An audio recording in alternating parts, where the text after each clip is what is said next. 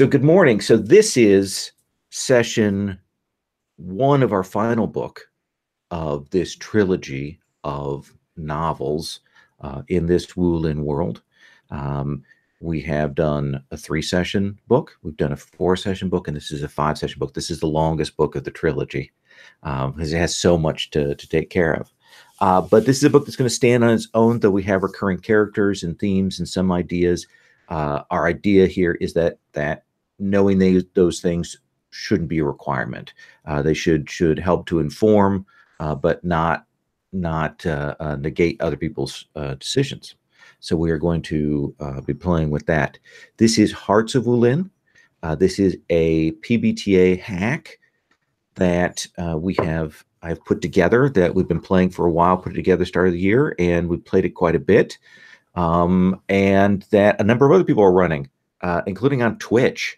And we've got a pocket-sized play coming up for it in the feed here soon. So if you like this, there's lots of other videos for this. This is part of the Gauntlet Hangouts, which is an online gaming community.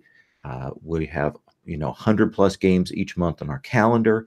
We also have a blog. We also have podcasts like the main Gauntlet podcast, and we have Fear of Black Dragon. And of course, we have, since it's a PbtA game, you might be interested in that, we have Plus One Forward, which is a podcast specifically dedicated to different PbtA games.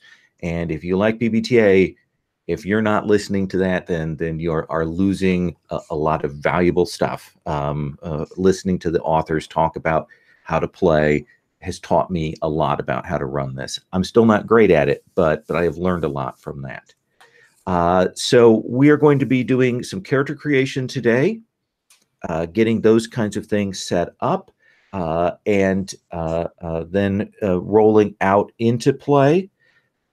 This is a game that uses safety tools. So on the table right now is the X card. The X card is a mechanic for hitting material or tone, any of that people find objectionable, that they react to negatively, that impairs their enjoyment of the session, or hits them hard. And the X card means that we edit past it. I may ask you for the dimensions of that, but we'll edit past and do something else with that. And everyone here knows how to do that, so I won't go any further into that. I've played with all these people before. We can do it this way in the chat, or Roll for Your Party also has an X card. So this is, I want to talk a few things about the setup, just to get that again on the table. Again, this is a fantastic version of China. This is the China that is fourth hand. It is based on Wulin novels, which are originally based on folklore, and the Wulin novels from the 60s. And then they made television shows, soap operas out of those over the next several decades. And I watched those, and then I wrote this. So many stages removed. So just realize that this is our heroes live in this Wulin world. It's outside the normal world. It's outside the world of the emperor. It's outside the world of normal society. And it has its own codes and interactions. This is a melodrama, so everything is heightened. We play to that melodrama. It is as much about those kinds of feelings and reactions as it is about those fights. Those fights are usually about settling the stakes from certain melodrama or causing additional problems to them. Generally, our characters in these kinds of movies, in these kinds of TV shows, in these kinds of stories, have a very hard time talking directly about their emotions. They speak obliquely about things. They talk around it. If you've watched Crouching Tiger, Hidden Dragon, our two main characters were introduced to at the start, Michelle Yeoh. They're unable, there's a triangle there, and they're unable to talk about their real feelings. There are a few other things, other details. I've given the players a summary of those, so they have that in the back of mind, but I just wanted to do that and say that again.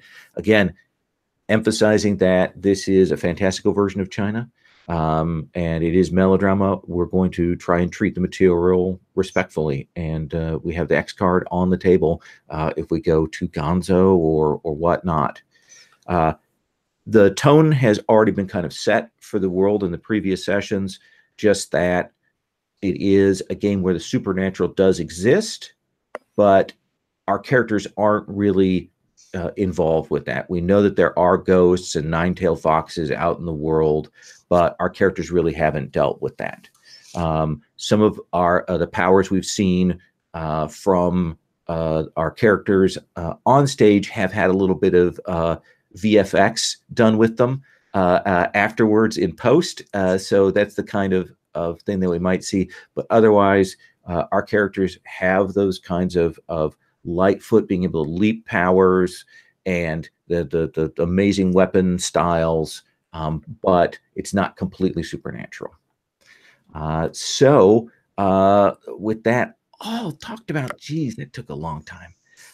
We're going to go and we're going to look at this character creation process. David, now, have you chosen what playbook you want to do? Yeah, I think I'm going to go for the student playbook. That looks both the playbook looks quite fun. It looks like it'll be a little different to the ones we've got going at the minute. Absolutely. I am considering going for the younger sibling archetype, whatever you want to call it. If someone is interested in having me as a younger sibling. Well, the theme of the thing is that we're all orphans of the Yun clan, or at least some of us are.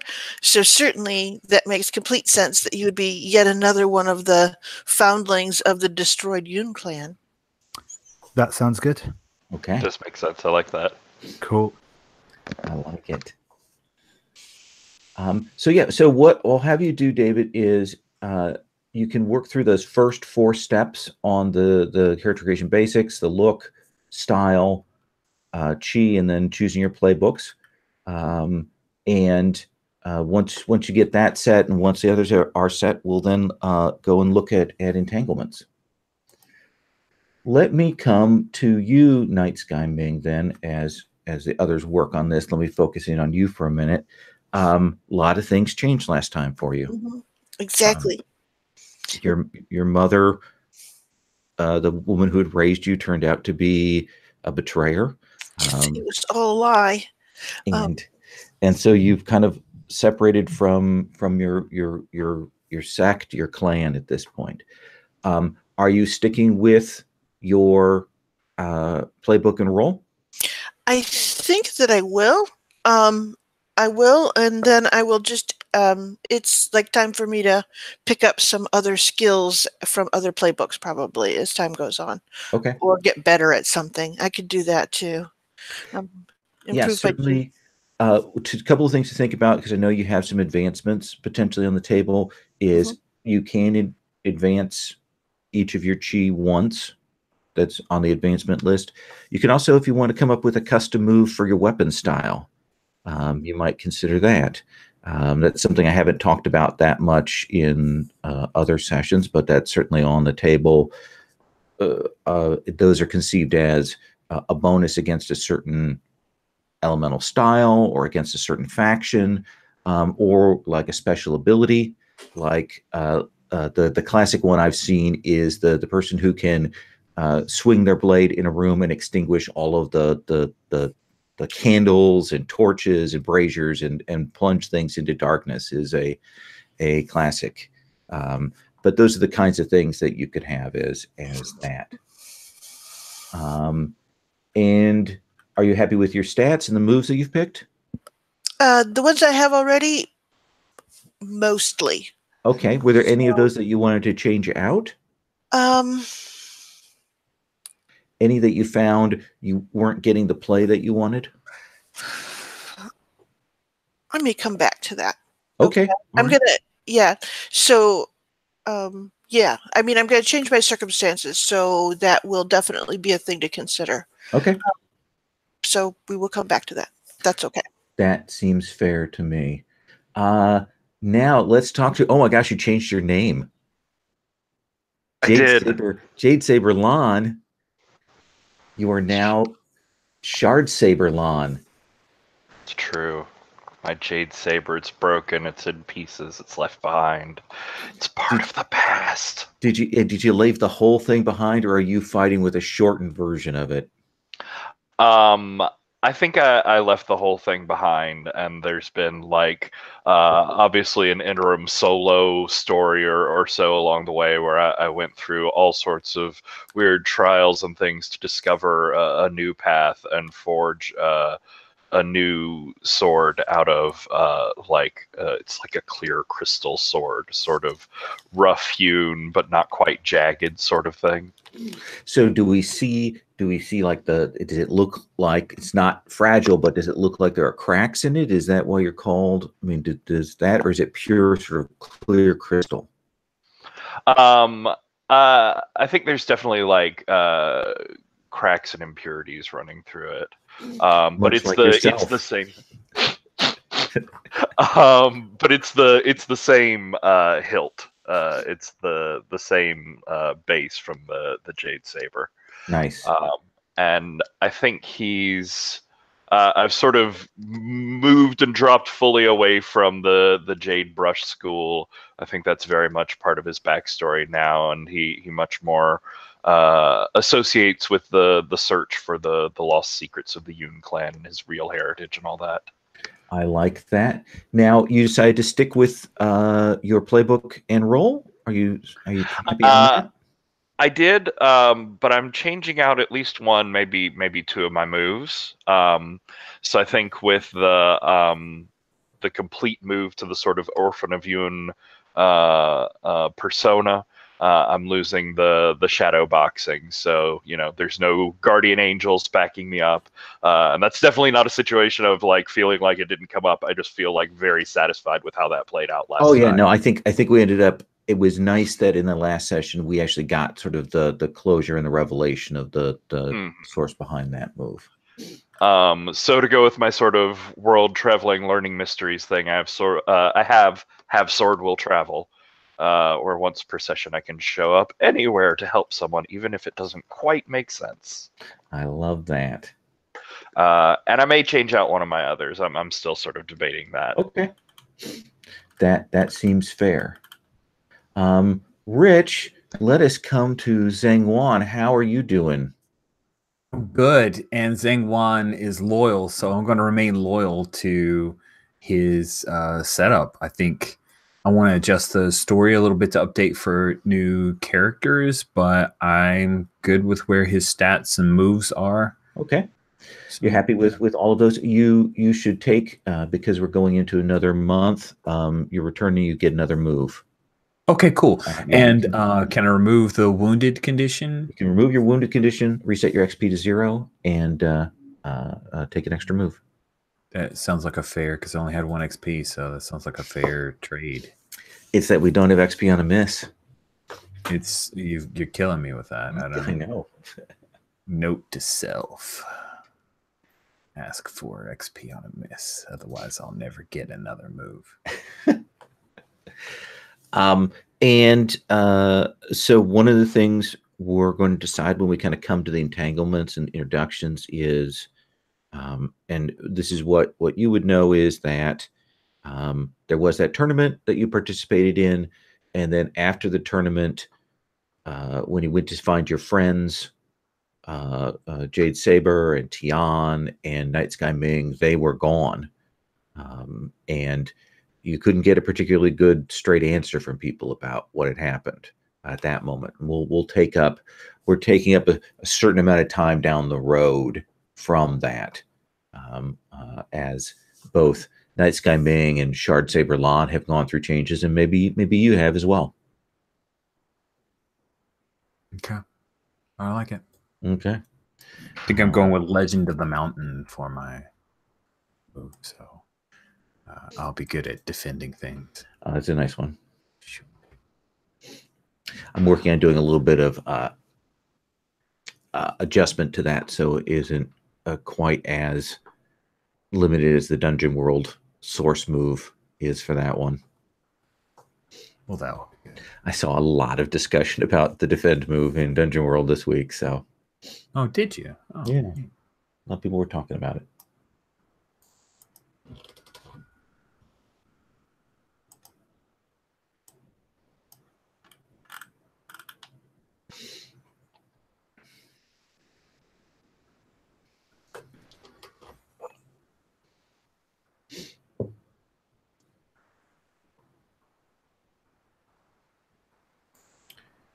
And I tried to adjust the images tab so to try and get everybody in there and maybe shrink the images a little bit so the various existing NPCs are in there.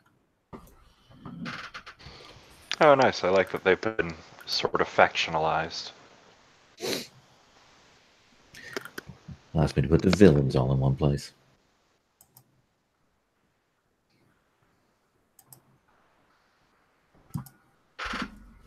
Characters.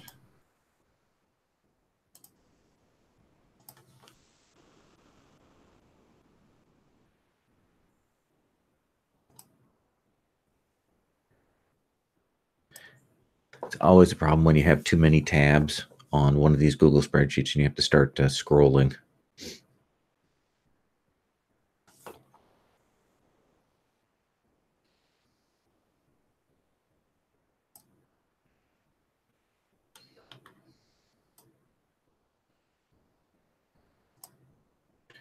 So probably the most important piece of tech that we now have is the animation on Roll for Your Party for the rolls. That is the coolest thing. I immediately went to seen it test yet. it. I immediately went to test it, and it makes me. I'm so giddy about it. Oh, It's so that's cool. Yeah. I haven't done that yet. We will never have that. Did it roll? Did it not roll?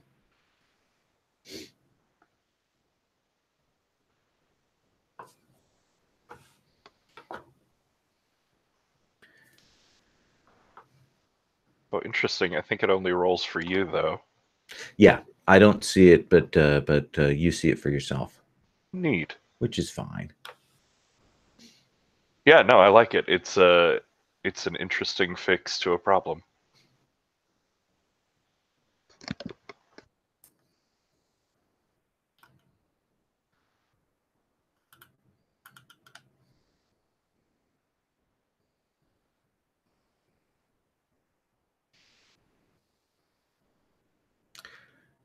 Rich, I take it your Star Wars Saturday went well yesterday. I saw some people. It was splendid. Are we buying time for David to make his character? I will tell you. Yeah, please. I'll tell you a little story. So I whenever I run Impulse Drive, it's always a ship, and if I'm running in Star Wars, it just makes sense to go with a smuggler ship. During the character creation, I told them that I have already, like an email, I'd already told them, I chose the smuggler and kind of loaded in the Iron Dart, which you can get the Star Spaceship Owner's Manual for the Iron Dart on drive-through. It's like a 16-page PDF with just floor plan, deck plan, everything. So great. And twice, like before we recorded and during the thing, I found that whenever I say the word smuggler, I immediately then say skyship. Oh, your Lady Blackbird comes back to haunt you. Yeah, and so I did it during the character creation, and then we go live, and I'm like, and I pre-selected your smuggler skyship. Check that. Your smuggler spaceship. Sorry about that. But I because it's a smuggler ship, right? The game. Oh goodness. And now I am going to space on it. It's actually a Fate game that Brennan Taylor created, which I will look up right now because I'm feeling Yeah. Bulldogs? Bulldogs, thank you. Bulldogs is such a great, it's got a number of missions that he's put up on drive-through free to download. And so I just took one of those and I Star Warsified it to have a backup. And then I looked on the map, the galaxy map, trying to find a place, and I found this planet on Wikipedia called Rutan. And so I did a little bit of research on Rutan. It's literally like 2 paragraphs. And so I had a thing ready to go and the planet, and they did none of the stuff that I had prepared because they went shopping and went to a gambling den and like all the bunch of bad rolls, just basically told the story for us. And it was great. Good. It's good. I think for me, game prep is specifically there so that I have something to fall back on, but I'm fully committed to whatever happens at the table is my preference. Yeah. It's my safety blanket. Yeah, I had some weird things with this last month when I was running a couple of things that were from prepared stuff to start Mm-hmm. for both The Witcher and Bubblegum Shoe, where it was really hard and didn't quite work. But then once I opened it up and I was doing, the kind of just a little bit of prep and my own thing, it just felt so much more natural. And I hadn't quite realized just how much, detailed modules do make me nervous, and I think really do impact how I run. Yeah. Oh, and I also, the Raton thing is basically, like, I don't know if it came out before or after the comic book series Saga, but it's Saga. And so I just leaned hard into that, like even using some of the phrasing of referring to people from the Sonali Moon as Moonies and the whole rebellion going on. It was so easy. Like, Nice. I'll just pretend I'm running Saga with less, boobs, because Star Wars. Awesome. Thank you so much for giving us that story, Rich. Because I did see people post about it and they were very excited that someone learned what nerf herder actually meant. So someone looked it up. I didn't know what a nerf was. It's a buffalo kind of thing. Oh, I imagined it's like a tribble, but okay. I know, I did too, but it's a nerf is like a buffalo type thing. It's on Wikipedia. They have a picture and everything. So obviously it was in a comic book from Marvel at some point. All right. We are going to get rolling into introductions and have people introduce themselves. And I'm going to work. I think let's start with Night Sky and Lon first, and then let's go to Zheng, and then let's come to our new orphan of Yun. So Patrick, give us the quick pitch on Shardsaber Lon, who he was and who he is. All right, so Shardsaber Lon was an unimpressive student of the Jade Brush School until one day on the road he met a dying master who gave him a unique sword, the Jade Saber, and taught him techniques to do it. With that, he came back to the Jade Brush School, and suddenly he was an amazing fighter sometimes when it didn't go horribly wrong. And he could do amazing feats of strength and break large things sometimes when it didn't go horribly wrong. But he had a troubled relationship with being the star pupil of the Jade Brush School. There was a lot of stuff that went on. Then he found out that the dead master and the techniques he'd learned were secretly part of the destroyed Yun clan. Over time, he found out that he himself was part of the Yun clan, as was his longtime ally, Night Sky Ming. He went through a bunch of confrontations and fallout from the evils of the people that taught him, and for a chance at love, he eventually broke the Jade Saber to destroy the corruption of the past that was destroying his relationships and eating away at his inner self as well. He's since the last movie, book, whatever, he's been wandering the world. He's been searching for any information or secret about the lost Yun clan, why they were destroyed, where other orphans might be. And he's also learned a way to forge a new sword and take all the disparate techniques of his past and hopefully forge them into a new way. Things. So your style is the Jade Stormcloud style, and it is a metal style, which is interesting because you're still focused on essentially the prodigy kind of back you up, that the techniques are more important than your actual skill with metal. So what do you think that looks like? When we see you with this blade on screen, metal is about control, calculation, reflection. So I mean, is your style big, wide, and sweeping? Is it tight in? How do you imagine that? I think it's rather tight in. Like when it goes into a fight sequence with him, we would see like the camera focus to like a tunnel vision, and the soundtrack and the ambient noise would sort of fall away, and it would just be like his heartbeat and his breath as he's focused very inward and trying to control and make everything precise. It would be like waiting and spinning out of the way of a blow with like the least amount of movement at the last time, holding the sword still until like one big strike to bust through something. Nice. And I think instead of like we had a lot of the green light effects, I think we're moving now towards sort of a like mist and fog effects to go with that, like blanketing himself from the world and sort of like, I don't know, neat visual. All right. I like that. Thank you very much. Sherry, can you please tell us about Night Sky Ming?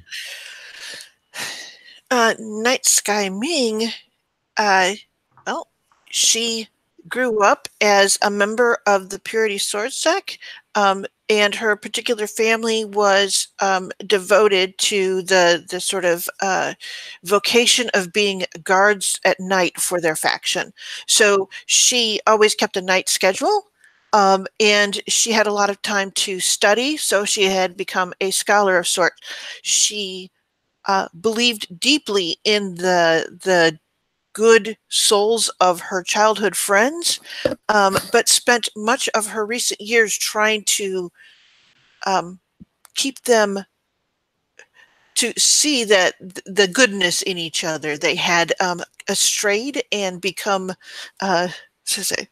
they didn't believe in each other anymore. There were many fights and things like that. And she was always the one that would try to draw them back together.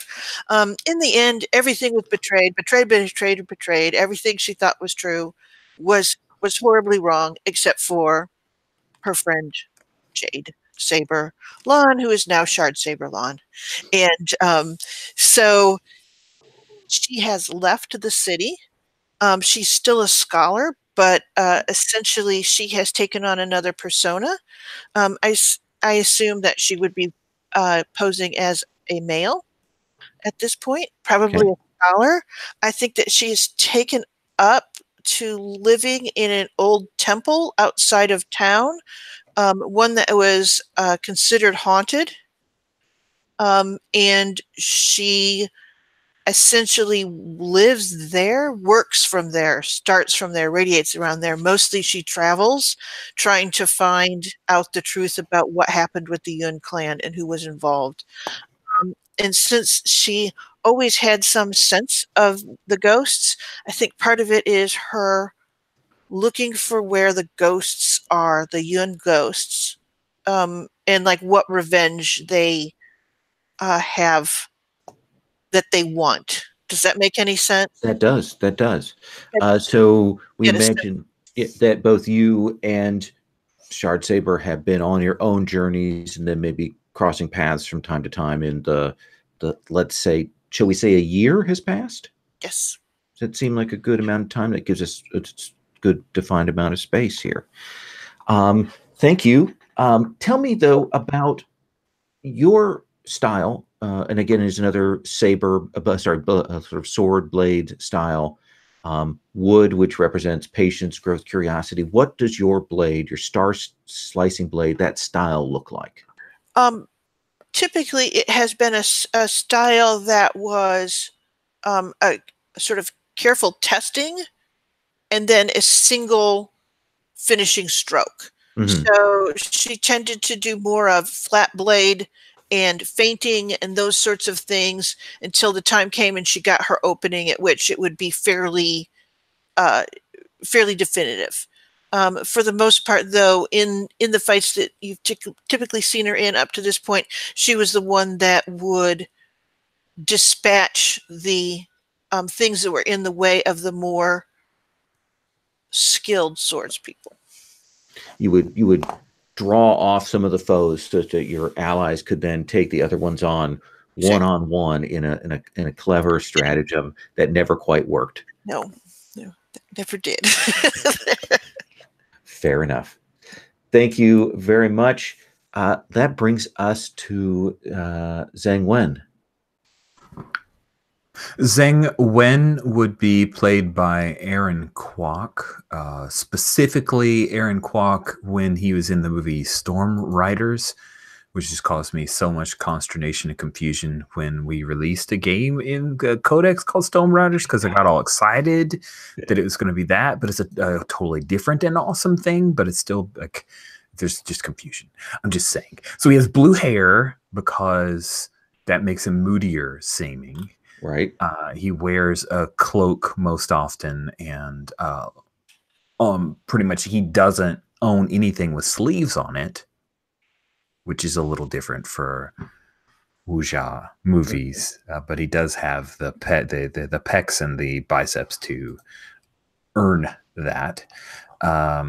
Very handsome and incredibly honed warrior. He's a loyal.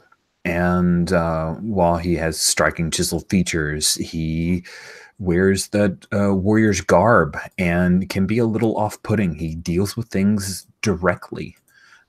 He doesn't speak openly about his emotions because, he doesn't have any. He's a warrior, right? Totally worrying it up. But occasionally he will call out other people's heartfelt emotions in awkward ways.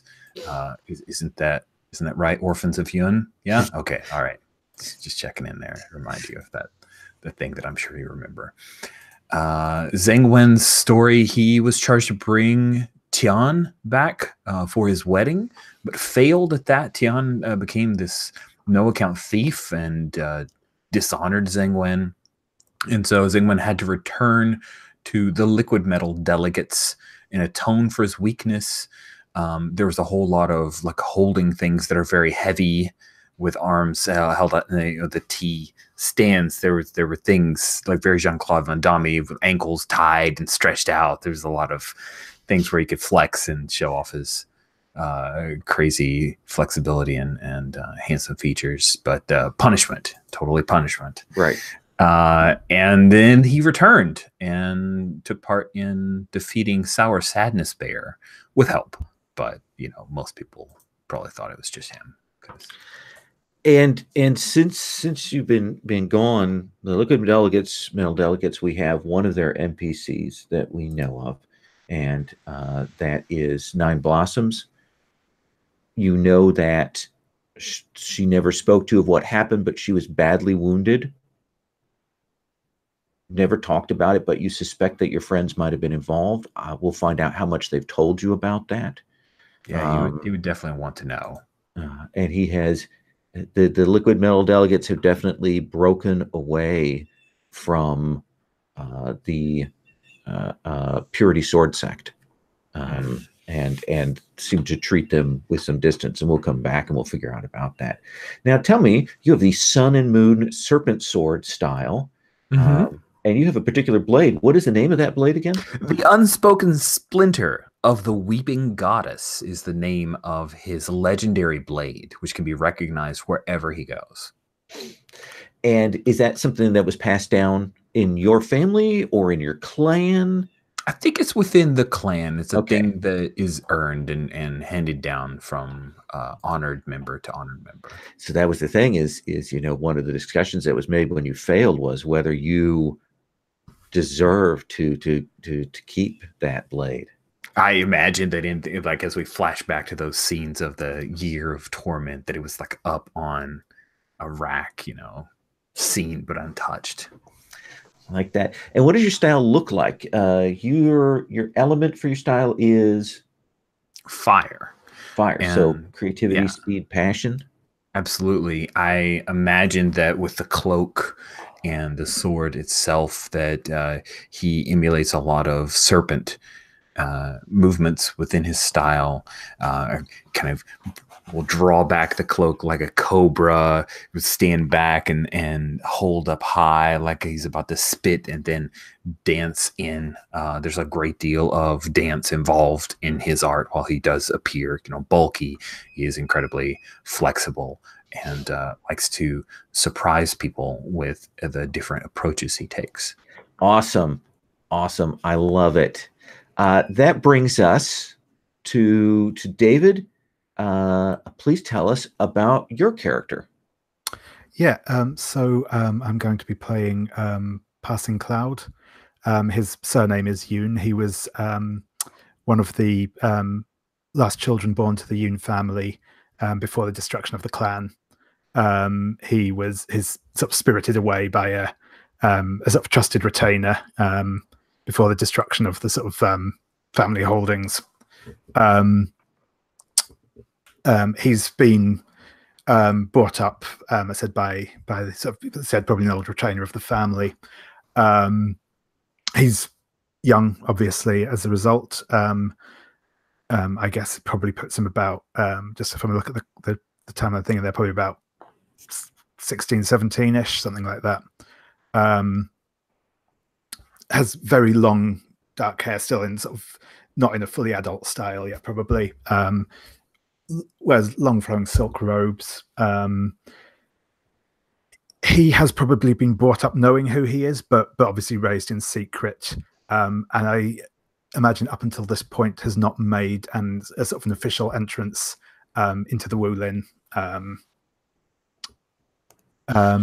Your retainer would have told you about all the dangers that you face should anyone know that of your origin as a Yoon clan, but that you have the potential to retake that heritage. But there probably are others, but taken up by these other clans and evilly raised as their own. Yeah. And what does Passing Cloud look like?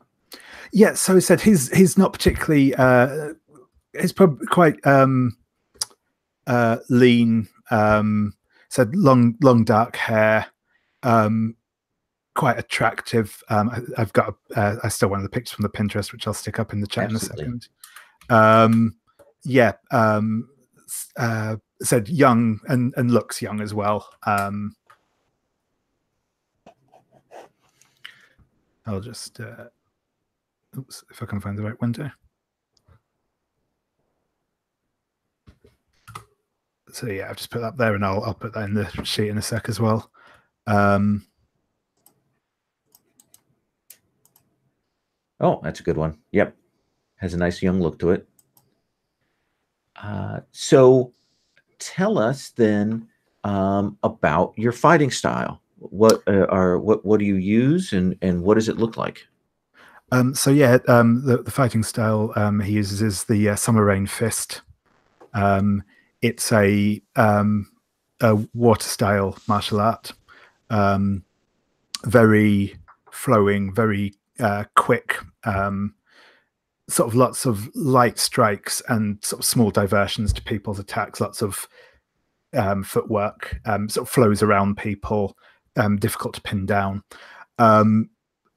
It probably is primarily fought as a sort of an unarmed style, but he does also use chains or long pieces of cloth in a sort of entangling style as well. Things coming out from your sleeve, kind of throwing the chains or throwing the cloth kind of thing. Exactly. Yep. Awesome. And tell us what you chose for your moves. Certainly. So I've gone for. So I've got the basic move for being a younger sibling, which means that when I use a bond, when I burn a bond, I get a +2 rather than a +1 bonus. That's nice. I've then gone for Blade Heart, which is when you attempt to change the loyalty or purpose of a worthy agent of the villain, roll. If you succeed, your words reach them. You might make them hesitate on a 7 to 9. Or I get fooled on a miss. I've taken Proud Youth, which is when I seek the guidance of an elder, tell them a problem you face and ask them a question about it. They'll answer honestly and tell you what to do. +1 ongoing if you listen, or if you go your own way, mark XP. And I think you said we got 1 extra. Is that right? For you'll actually have 2 extra. Oh, cool. Yep. I will. And you can use that as an advance to advance a stat as well if you want. Sure thing. I will. So the other move I've taken is Sacrifice, which is when I mark the wounded condition, all of my allies gain +1 forward. That is a wonderful and dangerous thing, but in the right circumstance can prove decisive. That is a great one. So one of the things we're going to do here is we're going to assume that you have met Night Sky and Shard Saber in this time, and that we can decide whether, do you think that they're aware of you being of the Yun clan? Is that kind of how you made connection with them? I think it makes the most sense. Yes, I think it makes sense to just get that bit out of the way to begin with. And all of your paths have kind of crossed from time to time in this, and we're gonna come up with the entanglements, and that'll help us maybe determine how much Zen Wen has known about what's going on. Now, for the entanglements, you're going to pick one romantic and one standard. I'm going to go around in that same order that I just did, and you can choose whether you want to do your romantic first or your standard first. And feel free if you want to ask questions to the other players. Again, this is an opportunity to establish new NPCs, drag in old ones, and I ask that within the sort of 4 slots that you'll have, at least one should drag in a fellow PC. So Shard Saber, the person who leaned into their entanglement so deeply last time. Do you want to do your standard or your romantic first? I want to do my standard, and I had it marked, and now it's gone. It's vanished. Okay, good. It was close to the top. Okay. So I want to sort of encapsulate the like discovering Yun heritage and discovering a relationship with Night Sky Ming. Okay. And so I'm going with, let's see if I can do that. So I allowed my friend, sibling, we haven't determined how close the familial relationship is exactly between us, I think. I think you said actually brother and sister last time. Okay, cool. So I've allowed my sibling's parent to escape justice. So I think I've allowed my sibling, Night Sky Ming's parent, Coral Lantern, to escape justice in the in-between. I think I had probably managed to talk Night Sky into at least one journey to discover some secret of the Yun clan. I know she was resistant to the sort of secrets of her past last time. Where do you think she is now? Oh, she's all in. I mean, Okay. her mother pretty much said, that she had raised them and that we were awful and evil. And so, yeah, she's like, she understands completely what that is. And since she left the city and has been traveling to find out more secrets of the Yun. So Okay. let me ask you this then about your mother, Coral Lantern, and her significant role in the Purity Sword sect. Has she broken off and gone elsewhere to start her own thing, and she was associated with some of these assassins and stuff, or is she still in the Purity Sword sect and maybe has a position of influence and is using that? It is your mother, Sherry, so I'm going to let you decide. Okay, I think that she's still there, that she's hidden it, that somehow she's managed to silence Nine Blossoms, and my guess is that the lovable buffoon Magistrate Bao is actually sort of in on all of this, if that makes any sense. Ooh. Okay. I mean, he may not have a full understanding, but yeah, I think that essentially this is where he steps out as part of that that sort of conspiracy to keep things down. So the Purity Sword sect remains.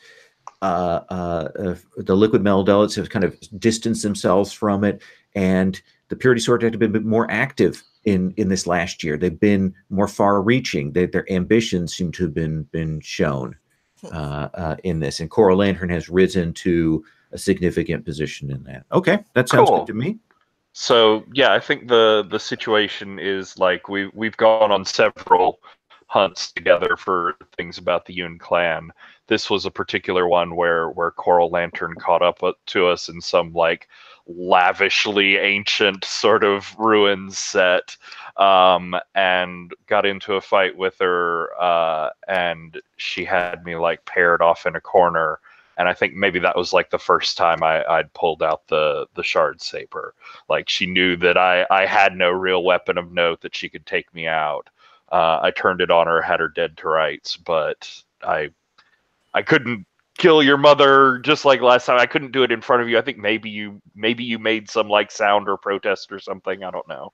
Well, I like the idea that you feel more strongly about a familial tie than perhaps she does.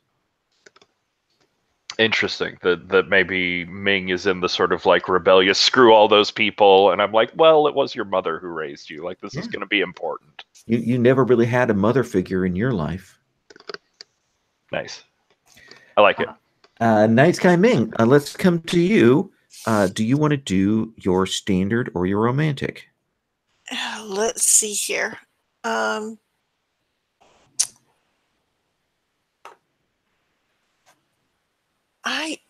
God, this is super hard because there's so many of them. I think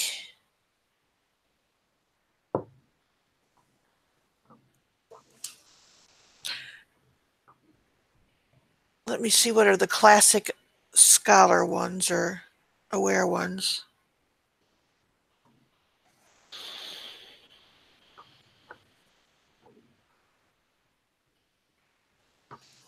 Nope, I'm going to have to move off. So essentially, I want, let's see here. Am I going to hold on to Sedate Route? I probably will. I probably still adore him.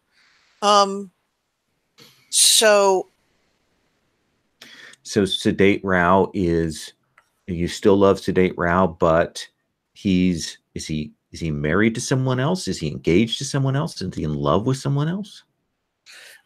Yeah, I would have to say that he's engaged to someone else, and it's probably someone handpicked from Coral Lantern's small group. Sure. How about Whip-Hand Shang? Oh gosh, yes, that's perfect. Thank you. You are an evil man. I am. Incredibly helpful. Whip-Hand Shang was one of the lady assistants to Coral Lantern in the last thing. So we get another villainous in there. Let's come to Zhang. Zhang, standard or romantic? Let me first ask a question. Sure. Nine Blossoms. Is that the character who's a former player character that we just refer to because of story, or is this person open for entanglements? That person's open for entanglements. In fact, you had entanglements with her last time. Right. Okay. Sorry. She is a senior person amongst your clan, though she's somewhat fallen from grace because she has been wounded. I'm interested in the romantic to do something with Nine Blossoms, mostly kind of untangle the whole house she got wounded and sure, the rise of the liquid metal delegates again and all that fun stuff. Could do the mutual unrequited love between the two of us and I because of our duty to the liquid metal delegates. What do you think? Sure. So who in the liquid metal delegates is the person? Let's get a name for a person who is an authority figure who would keep you apart. Yeah. Where's your list of awesome names at? It Basics? Faction and names tab. Faction and names. Of course, you would name it names, and then I would miss that. That's exactly how things go.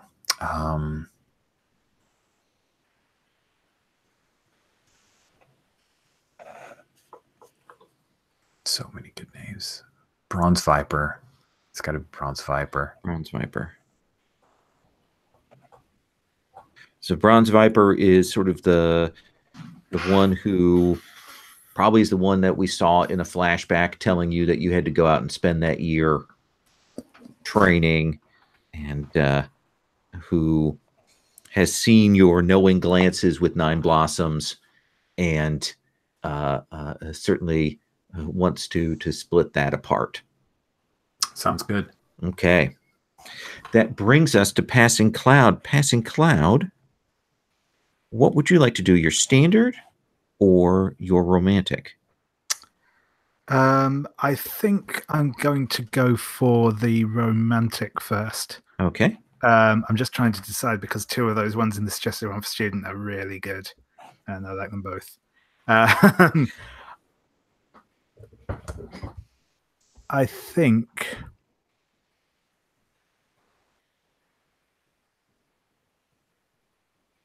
no, I think I'll go for the more dramatic of the two. Okay. I think I'm going to, and if this is okay with you, Rich, I'm going to say that I love Zheng Wen, because he's the moody warrior type. I think it's appropriate. But my teacher, who I'm going to pick a name of the list, is going to be Auntie Silver, Okay. who's essentially the retainer that raised me, killed someone dear to them. I like it.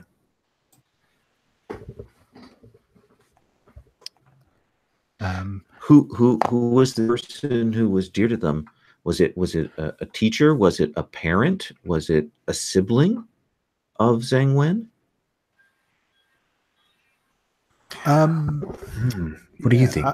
I think it could. I think probably the reason that she killed them, I think, was maybe to keep my existence a secret. But as to who it was, I'm sort of open to.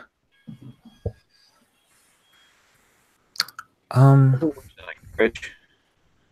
Let's go with the teacher. I think I'm dancing away from obvious family stuff just in case I end up finding out I'm an orphan of Yun. I just want to leave that up because it seems like everybody gets annexed in by that growing empire of orphans. But teacher sounds good. Yeah, cool. So a name? Give me a name for this mentor just so I can reference them later. Go ahead, David. Sure thing. We'll go with Peerless Falcon. Peerless Falcon. That's a good name. Because I made it up, so I get to say that. Anyway, yeah, all right. Thank you. That gives us a start. We'll come back and do your standard one in just a second. Patrick, I've seen your face. You've been, what no. can you do for romantic? There's so many different ones. Okay. I think I have this one figured out too, and I even marked it better. So I love, oh dear. I love destroying spreadsheets. It's my favorite thing. Wait, what? Nope, it's back. It's fine. Everything's normal. Don't tell Lowell. Okay. I love Passing Cloud. But their family member blank has sworn revenge against me. So David, this is open if you don't like it, but I like the idea of the darker themes of the Yun clan too, of how like the Stormcloud assassin twisted their teachings to do something awful, and I think that's maybe a part of why people turned against the Yun clan, that there was this streak of darkness in them. So I think it would be neat maybe to have like a secret brother that had shown up sometime in your past. Yeah, that sounds good. You like that? Yeah.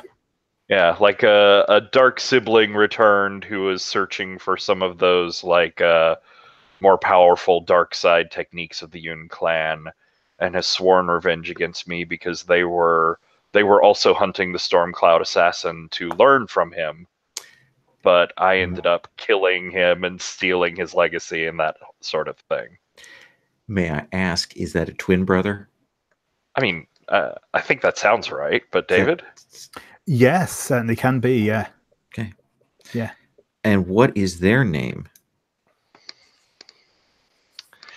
That's where I was getting to when you got around to me. Could be a different cloud. Do we have rivaling torrent yet? No, Yes, we name him do. Cirrus. Name him Cirrus. Sorry. We do have rivaling torrent already. What about Dust-Cloaked Spider? I like that. Cool. And I assume then, for your part, Passing Cloud, you've met Dustcloak Spider, but somehow he's convinced you to maybe keep quiet about his existence. Does that seem good, David? Sorry, lost the window with the mute button in it. Yeah, that's Okay. that sounds good. Yeah, I think maybe it was when we were both a bit younger, and I think I wasn't aware of him until then, but he'd been, perhaps raised by, yes, like I said, someone on the dark side of the family. Probably grew up a bit faster and harder than I did. And you know that your auntie would never approve of that, so couldn't tell her. Excellent. Let's come. Meddling in other people's family lives complete. Yes. Let's come to Night Sky Ming. What is your standard entanglement? That is super hard. Okay. Let's see here.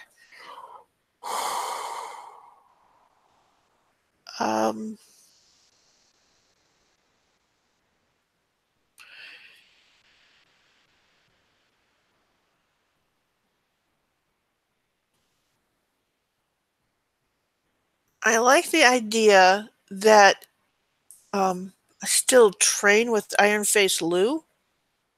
Mm-hmm. And that after I met my little cousin brother, that I attempted to introduce him to Master Lou, because now he's traveling and all those things, so that he could, essentially learn more. And for some reason, Iron Face Lou refused to have anything to do with him. So Iron Face Lou, your teacher, Mm-hmm. hates Passing Cloud, but Yes. won't tell you why. Yes.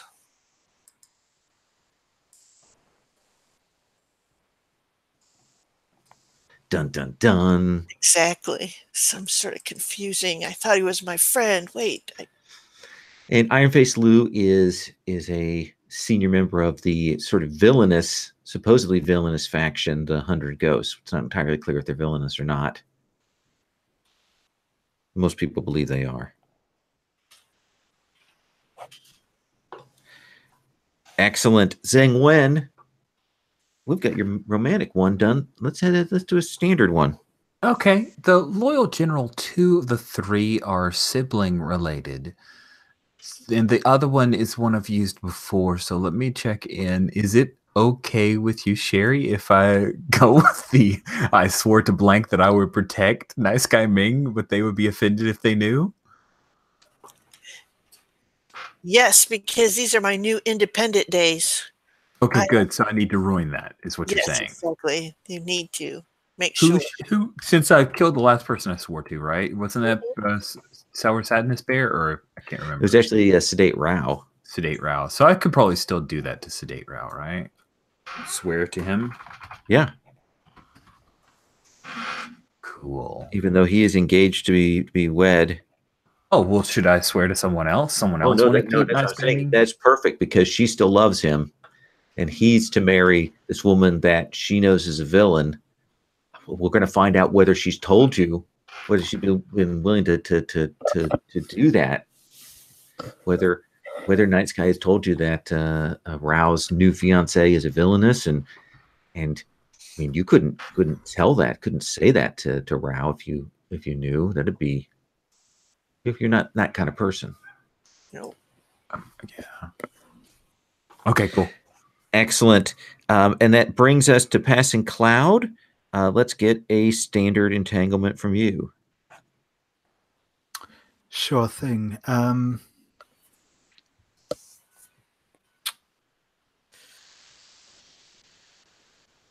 Just going between. No, I think I will just go.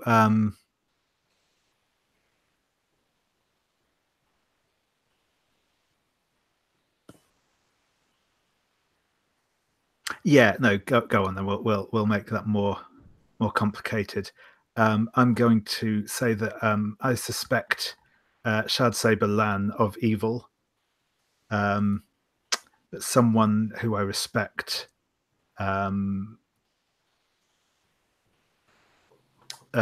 trusts in him, I believe is the wording.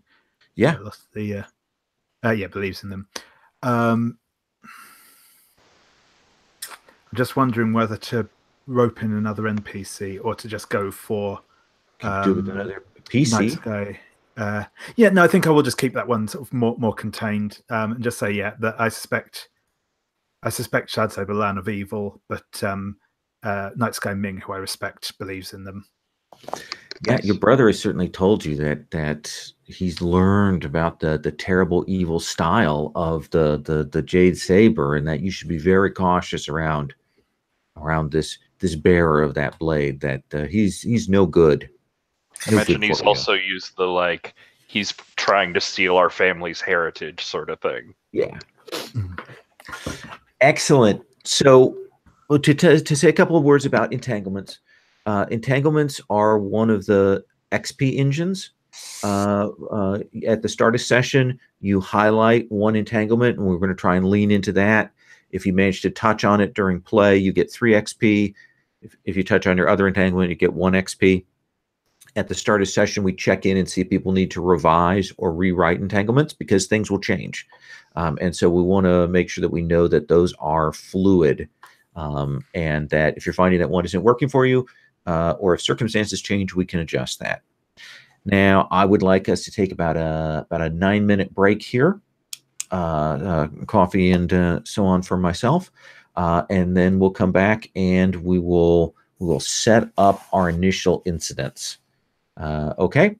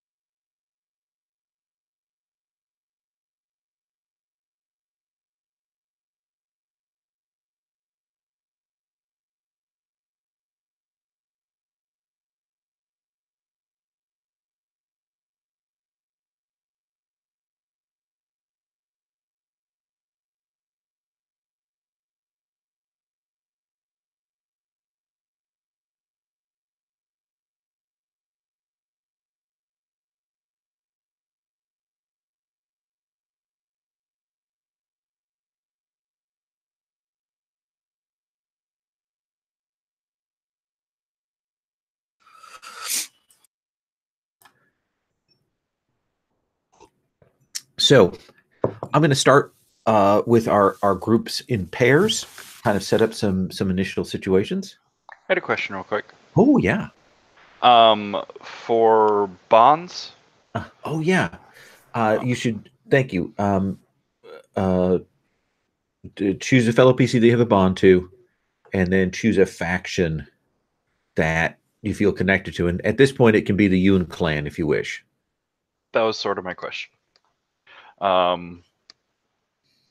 I guess we can figure out in the moment what burning a bond with the Yun clan would imply. Okay. So because we're doing we have a sort of a truncated rest of the session, I'm not going to have you highlight entanglements. I'll dish out some XP at the end, but we will definitely do that at the start of the next session. But what I want to do is set up our pairs, do some situations, and then try to bring you two together, two sides. So, Zheng, you at this point are traveling to visit your friend Night Sky Ming, who has in the last year dressed as a man, which you find a little uncertain about. But you are heading there to the sort of the ruined temple, a beautiful stage set that they repurposed multiple times during the show.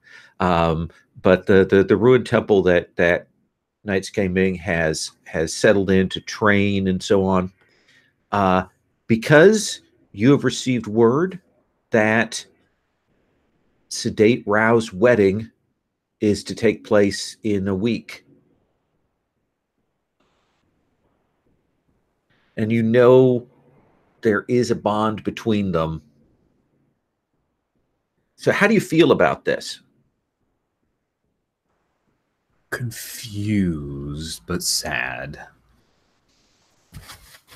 Obviously, much has happened that I don't know about. So perhaps just by speaking plainly. So, Night Sky Ming, when Zheng Wen arrives at your new domicile, where do we find you? Do we find you reading? Do we find you practicing? Or something else? You muted. I have to establish that very quickly, that I am perpetually muted when I'm attempting to talk. So, which might be a mercy. Who knows?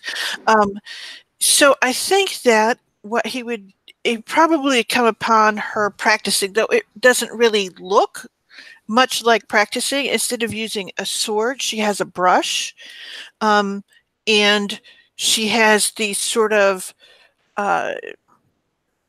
fine teak wood boards, I guess, and essentially what it is she is striking the board with the brush, or more correctly with the air from the brush, and it's a sort of strange, forceful martial calligraphy, so to speak. And when she does it, you can see sort of a little bit of silver fly off of the brush end, and it embeds itself in the wood so that you can see her calligraphy. And the temple already has a set of these boards that have kind of been placed over its dilapidated walls that she's sort of like slowly, I guess, covering over or repaneling the temple with these practice boards of hers.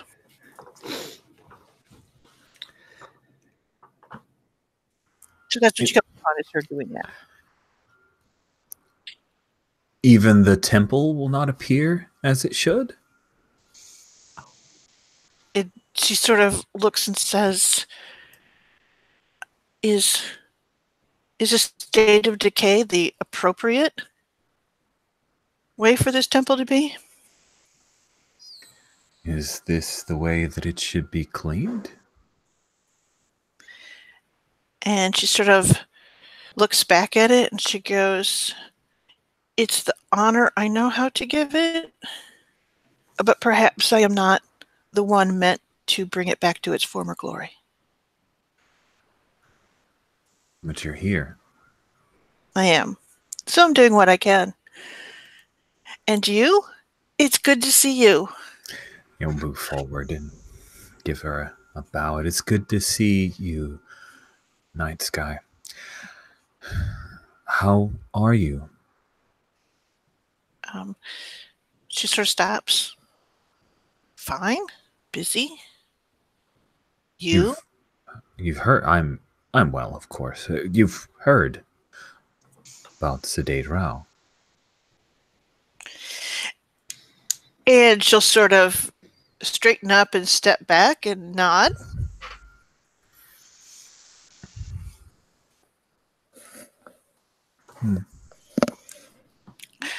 I assume you're a guest of honor? As could you be, if you chose. Oh, no. And she sort of stops and says, no, I do not believe there will be any invitation for me. This has got to hurt, doesn't it? Yeah, of course it does. Do you think this rises to the level of inner conflict? I wouldn't say that it's presented anything new yet. Does that make any sense? Yeah. So there is no revelation. This is something that she knows is in place and is happening now. So her conflicts have been conflicted already. That's my take on it. So you'll do nothing. And she sort of stops and goes, what precisely would you have me do?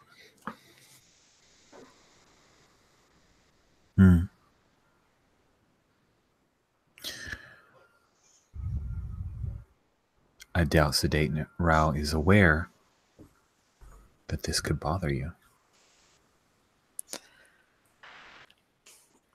And that is my burden to bear, not his.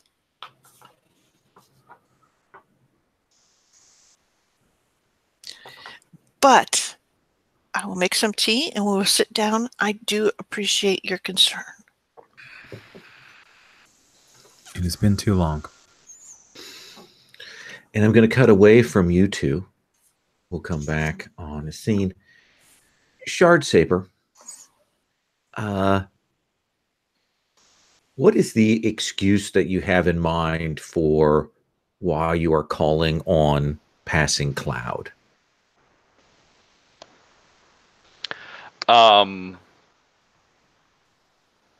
I mean, I think I've found some like scrap of a map fragment sort of thing, and it could be from anything just looking at it, but I know this means the location of the like ancestral Yun sort of ruling family's personal temple, like their own place of worship, and surely there have to be records or secrets there. And so what is the location that Shard Saber would know about and that you would be at for him to encounter you then, Passing Cloud? So I think that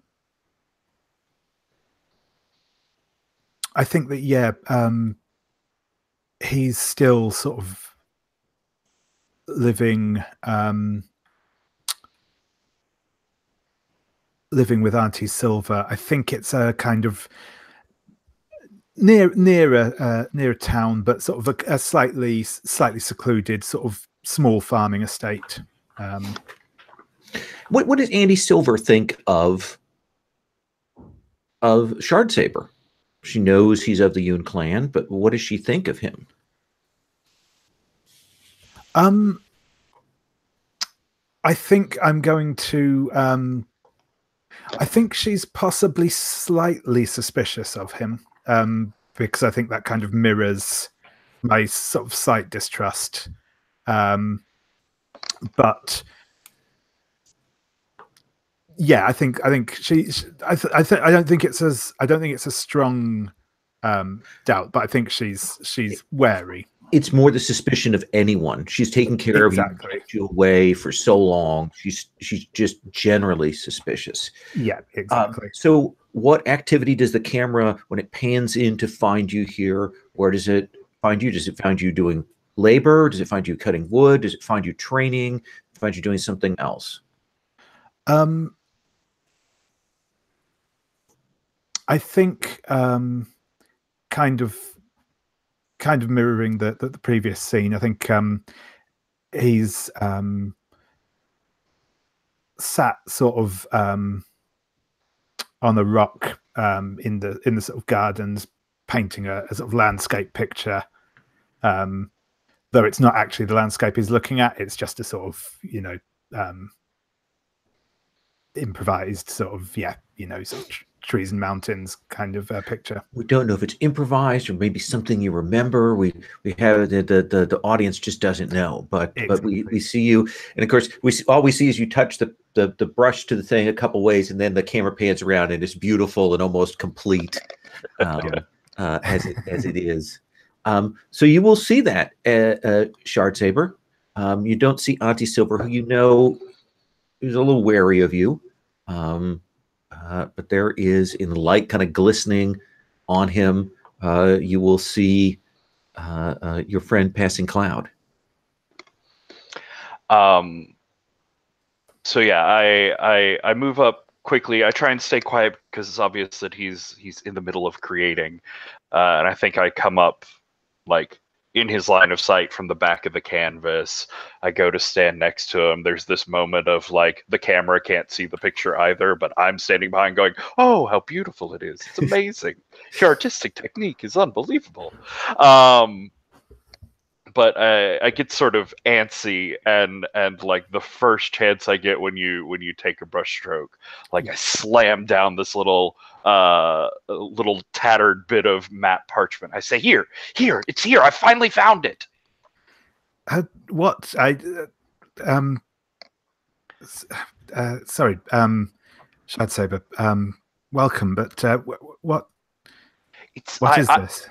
I know the last one was simply a cave system that led down to some really unpleasant bats, and I know there was an ambush at the one before that, but this is real. I think this is real. I think this is the actual Yun family shrine. It'll have secrets. It'll have all of the answers that we've been looking for. Really? You think so? He's going to glance around and say, well, is it close enough we could get there now?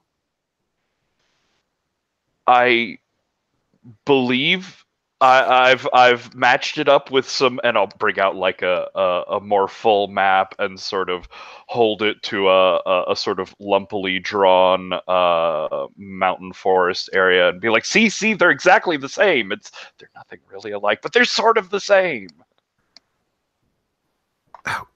Well,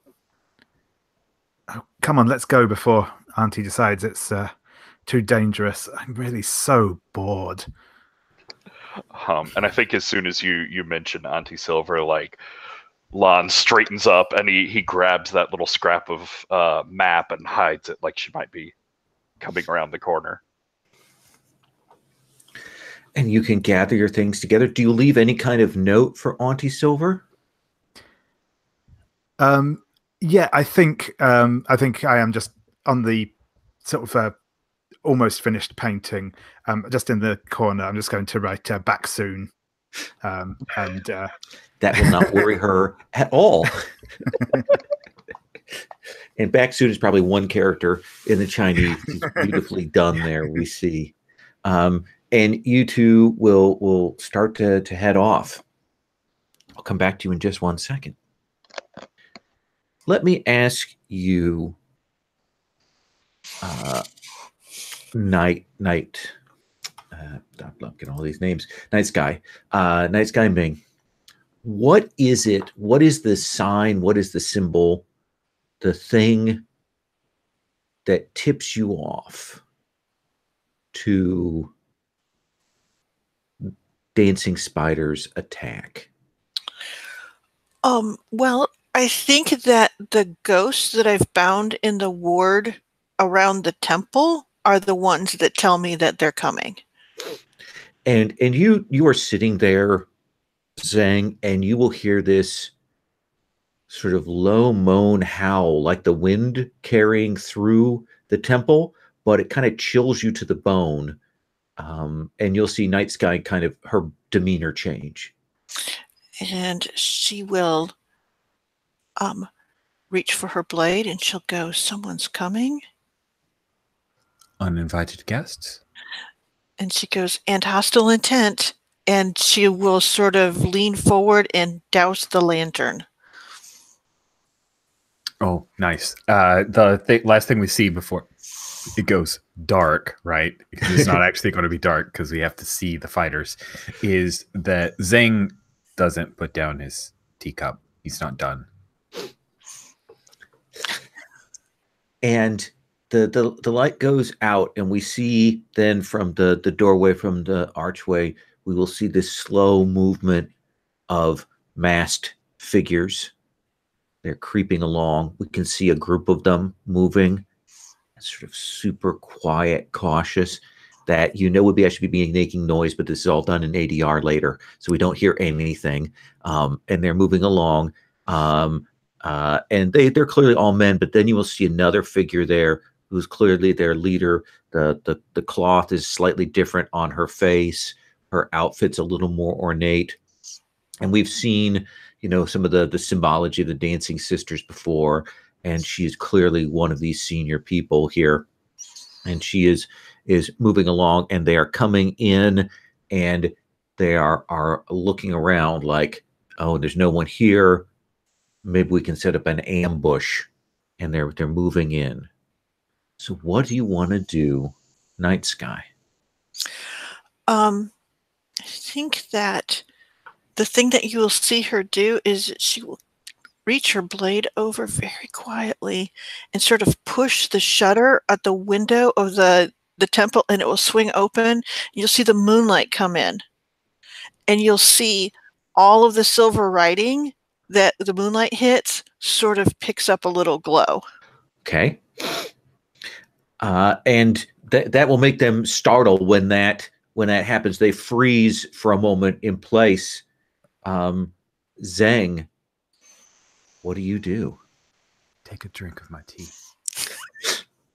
And then I just reach down to Splinter, and I just pull, basically slightly ease it out of the scabbard so that it can easily be drawn. Does it catch the moonlight? Do they see that? It catches the moonlight, and then the engraving kind of does this like slit across the back of the temple wall. And we will see that startlement, and they finally get a target, and we will see that group of hench persons, that mob, run towards Zhang, and we will see this dancing spider looks around to try and see, because she knows that's not Night Sky Ming, and she looks around. Night Sky Ming, how do you engage her? I think that what you see is, because Night Sky knows this temple so well, is that she's sort of light-footed up to the rafters, and she's walking behind, and even though it's super dark, she can see where people are because they move in front of the silver writing. So, she sees their form, and it's just her watching for that leader to step through. And as soon as she kind of steps below Night Sky, she falls. I mean, she just jumps down on her. And I'm going to cut away to the other two. Tell me, Passing Cloud, see, this took much longer than he said it would. Much longer. And so when we come back, what was there at the place marked on the map? What do you think? I think that we find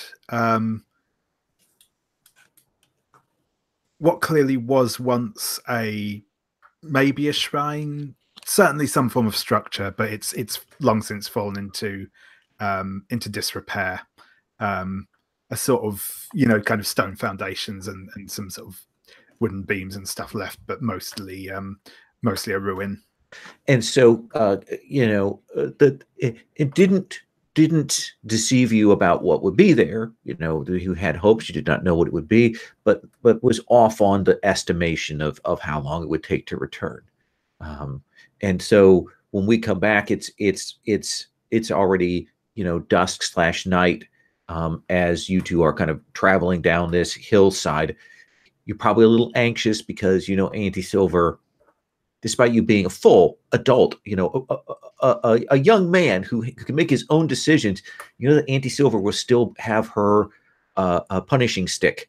She has one of those big green, essentially sticks that she uses on you. You note that she learned a little bit from the Beggar Clan years ago, and she can use that at quite a distance.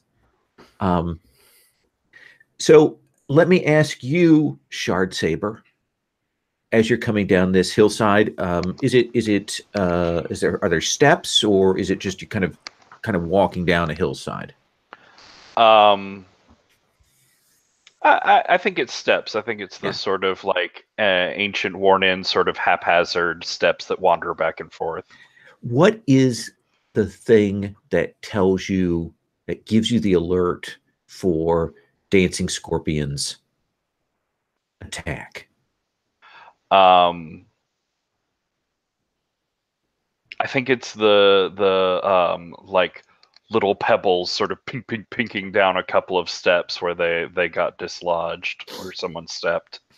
Yeah, and you will see from all around you, we see the ground, all the ground cover and stuff, and it all bursts open, and we see like a dozen figures leap up out of the ground, swords in hand, and we will see this woman land. Again, we see the sort of the black masked figures, red belt, sash, but this woman here lands, and she's clearly in charge of them. So, Passing Cloud, what do you want to do? I think Passing Cloud is going to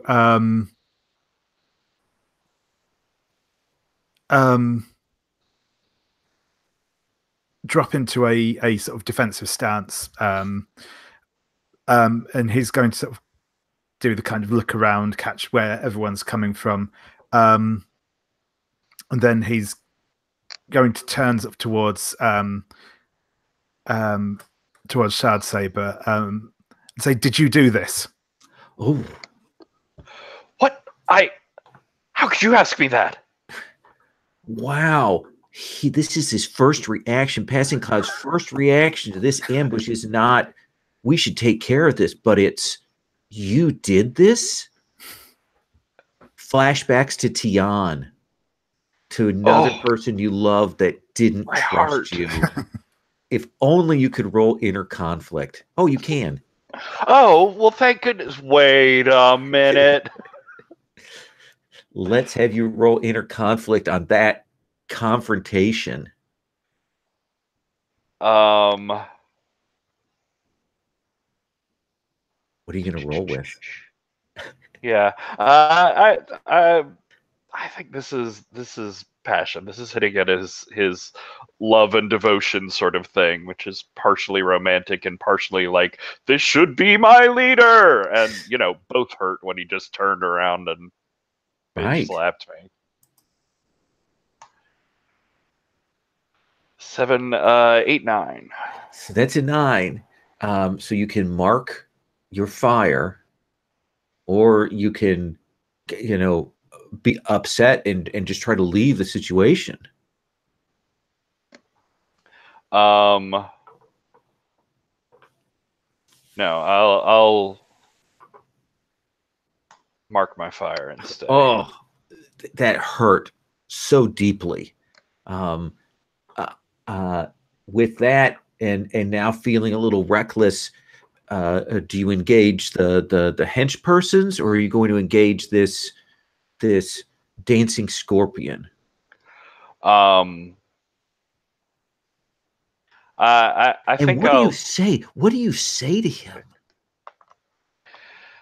I think I'll say to him, your past has poisoned you and robbed you of all trust, but I can prove to you that there are things as strong as family. There are bonds that can't be broken. And like, I think I walk forward confidently to the lead. You said Dancing Scorpion. Yeah. Up to her, and like I had pulled out my saber and sheath, and I just like confidently put it on my back. Don't draw it, and I go to fight her empty-handed. Go to move up to her, and you will see her hands come up, and you see that she has scorpions in her hands. What? She throws at you. Why? And passing cloud, these mooks rush to attack you. Rush to take you down. We cut back to the other scene. Let's start here with you, Rich. Let's start with Zhang. You are taking on these hench persons. You are fighting mooks here, trying to deal with them. So what does that look like? And then let's see the roll. Okay. Just checking. I think what we see is that he still is holding the tea, and his tea is in his left hand. He is generally right-handed, so he's not fighting with his offhand. He's not quite that crazy. Okay. But he draws up Splinter and holds it kind of up and down a little bit so that the sword just comes over the top of his head, and he waits until he kind of moves into the center of the temple so they can all surround him. And he look around and he gets off a scuff. I don't think any of you were invited here. I'll give you a moment to leave to fix your mistake. All right. Let's have you roll with fire with your +1 because they recognize this sword. This is what they were expecting. You weren't supposed to be here. What's going on? Nice. I think I'm going to go ahead and trying to. You always roll with fire because it's your weapon style. Yeah, I think that makes the most sense. So I'll do that. I'll roll with fire and I have a +1 from that. So there's almost no chance you could fail. Shush! Now stop that. So I'm going to hit reroll selected, but will I know if the dice actually reroll? I wonder. Surprisingly, you will. It does a little spoony ting. And then with my +3, I have a 10. So Rich, tell me what that looks like as you devastate these mooks. It is like a sweeping, hissing strike to slap the back of the calf of one, and then a slice across another that takes out his weapon, and then comes across up and over another that kind of rips his cloak. You see just a thin line of blood that kind of spatters on another guy, and then he looks at that guy, and the guy just kind of skids back a few steps. It's pretty obvious that they are far outmatched. Absolutely, they're kind of they several of them fall. There's that thing where they clutch, and the ones that are remaining are doing that do we run, and we cut from that to Night Sky Ming dropping down to attack Dancing Spider. So Dancing Spider is on your scale. She is a worthy foe of equal skill. So you're muted. Consistency is my only virtue. There we go. All right then. So essentially, I drop down. And what do I know of her? Can I do want to make a steady move? Yes, I want to make a steady move. Let's have you roll that. Okay, so I am going to use water for that. Okay. I'm going to re-roll selected. They turn it. So that gives me a 7. That gives you 7. So you're going to get 1 hold. Okay. Actually, I think I get 2.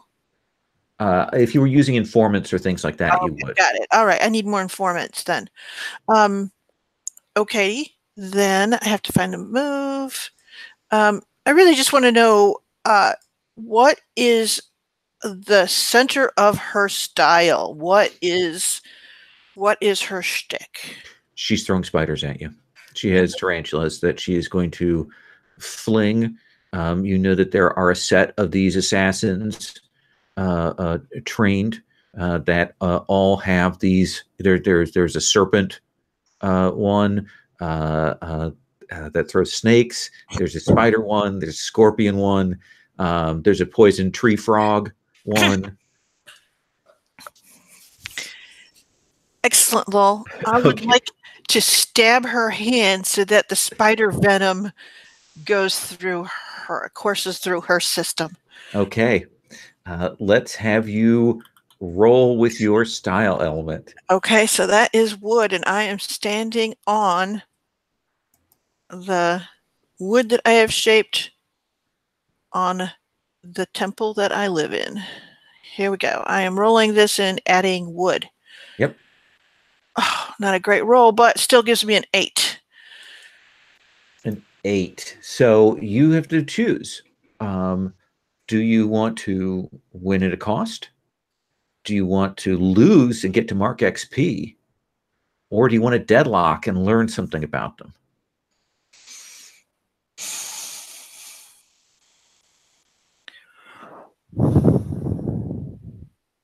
I think that right now, at this point, it needs to be a deadlock. Okay.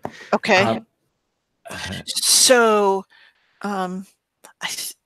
my thing is that I have to get something that gives me an idea of what the orders are, or what is the overall intent, a greater part of the plan than just that seems great. So she will you go to strike, but she kind of turns it aside, and you actually have to dodge, because she does. I mean, she's throwing these venomous spiders that kind of land, and you have to take a moment to get them off from your clothing, and you're kind of circling, and she goes, "We are going to finish you and Jade Saber and Nine Blossoms off this day, and you will be through."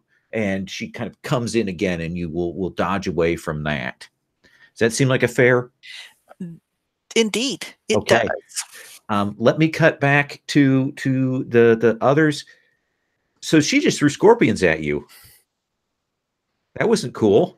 What is happening? This isn't fighting. And they're on you, like they're on your shirt, and climbing up. So tell me what you do. There is a little bit of freaking out and brushing at them because this is not right. This is not how one approaches life.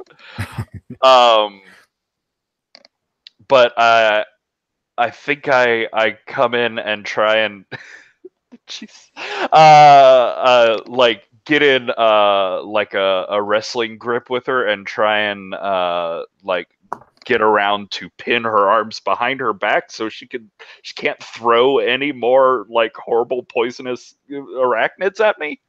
All right, so you get to roll metal, and you get to roll the 3d6.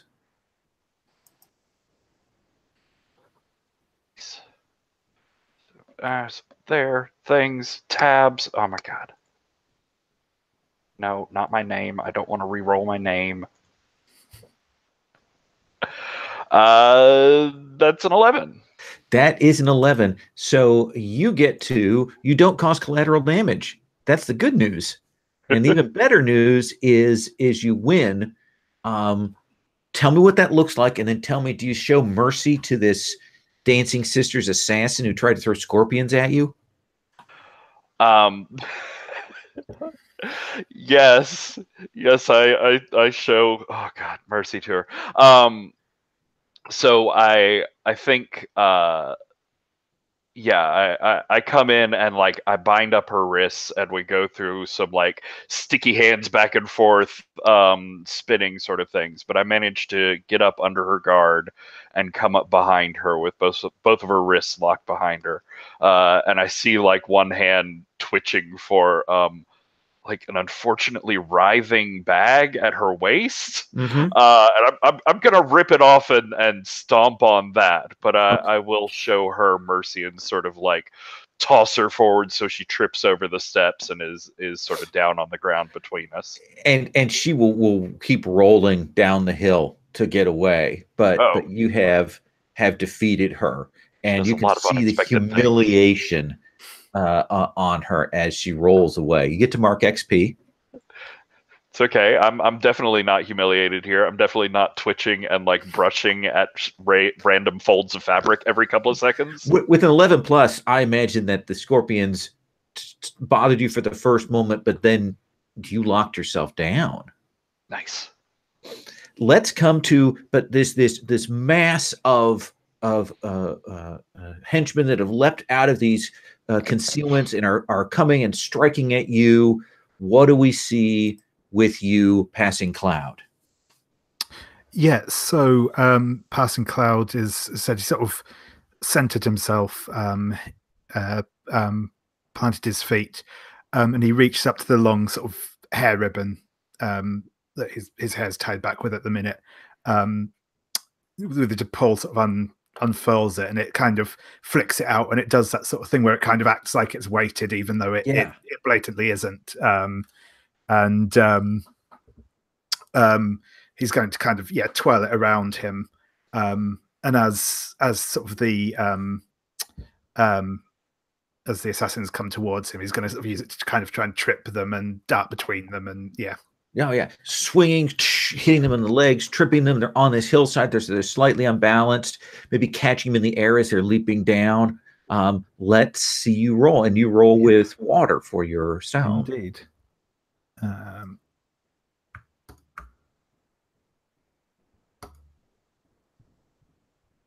That's a 9 in total.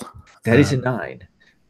So you are going to defeat them, but it's not going to look nearly as impressive or as pretty to Shard Saber. I don't know how important that is to you to look awesome, because you could burn a bond to boost that up to a 10.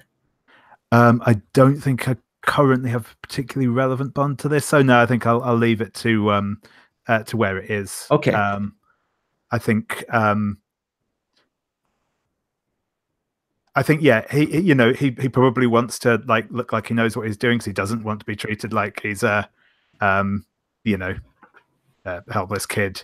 But he's clearly struggling with this more than a more seasoned Shah might. And at the end, probably we only have a couple of bodies on the ground, and the rest have started to flee away, to flee off into the night there. I'm going to cut from you to back to the temple. You will turn around, Zhang, and you see that Night Sky Ming is locked up with this dancing scorpion. Now, I didn't even see her. Good job, Nice Guy. Now here's the thing. You could interfere because you really do want to protect her. But wow. Locked up. I'm sorry. I thought you said she had her locked down. Okay. Ooh. So they're in mid-fight, but it could go either way. That's tough. Yeah. Ooh, I don't like that at all. Really, it seems to me that might rise to the level of, say, something called inner conflict on that choice there. I think so. Let me see. So inner conflict, let me choose. And we see you turn around. We see the camera flash in. We probably see a cut back to your face. Still impassive, but we know your inner turmoil. Indeed. Trying to decide. This is testing my patience. So I will roll with wood. Okay.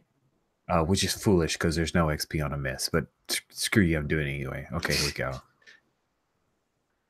I've rolled a 9, -1, and 8. So you can mark wood and not interfere, or you can rush in and kind of embarrass / humiliate Night Sky Ming. I will mark wood, but I am going to call out, Night Sky, do you need help? Hoping she'll say yes. And I think that she doesn't look away. She goes, I don't think so. This woman, her face goes angry when you say that. Like, oh, well, she's a Spider Woman. Okay. Let's cut back to this. She is circling around. You can see that she has more of these venomous spiders to throw at you. She's also got these 2-finger like strike, like a pincers, that you suspect that her nails are probably poisoned as well. It's not just these animals. Okay. Or bugs, arachnids. I don't know how. I don't know. All right. And that's the thing is that we're circling on a floor I know super well and she doesn't. So I think I will use wood.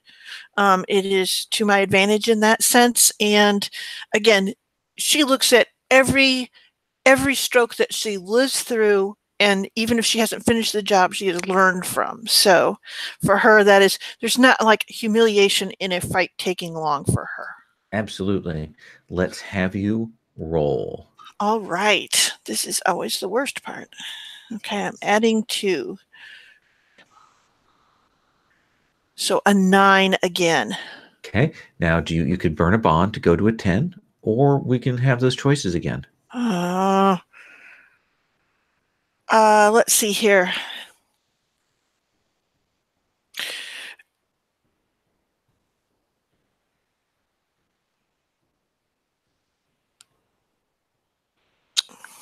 I think that I might burn a bond with the Yoon clan, in that my anger with everything associated with Sedate Rao's fiance infuriates me more than any sort of strategic approach to this. That's perfect. I will just go in on that. So you defeat her handily at this point. So what does that look like? It literally looks like I step to the side, and she has her hands up, and I run my blade. And at the end of it, it's like her hands are like this, but my blade is through there, and she sort of, just falls. And it's her own poison that kills her. All right. So you don't show mercy. No. Oh yeah, it is the thing. That's what I said is when I broke the bond. It's like it's that kind of stab it through her hands. We cut to her on the floor, and we can see now her hands are covered with those spiders. Even though spiders don't go for blood, but these do. And she screams out. She's probably built up an immunity to their venom, but not this much. And she'll twitch and falls to the ground dead. What do you say to Zhang? I think I pull my blade out and I wipe it off with like a scarf or something that was hers. I sort of pick that up and I kind of go. Her veil, you pull that off. Exactly. I sort of look at her like to see if I recognize her, and I clean my blade off and I go, we have to go and see if we can assist 9 Blossoms before they attack. I didn't kill all of the minions. I thought that we were on the same page about this. That's fine. Someone needs to take word back that she's passed. Let's go. All right. So we will see you head out into the night to try and figure out how to track down 9 Blossoms. Let's cut back to the two of you. You turn around and you see a passing cloud fight well, but almost get overwhelmed by these henchmen. But he manages to scatter them. To scatter them, and they will take off.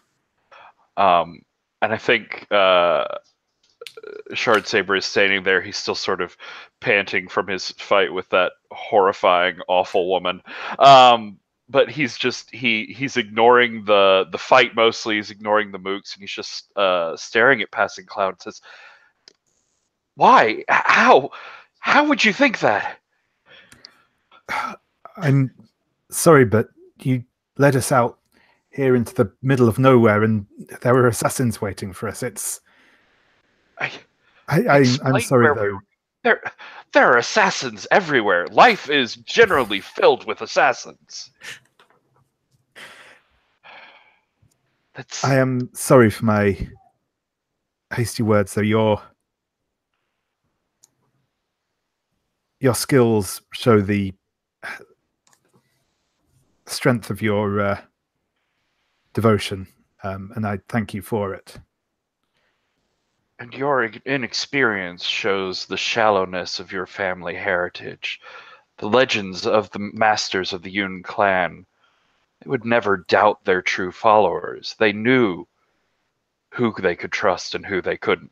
He says, blatantly ignoring the fact that they were probably betrayed from the inside and taken down and all of that. Exactly. Perhaps you're right. I've been sheltered for too long. I'm sorry, that was... I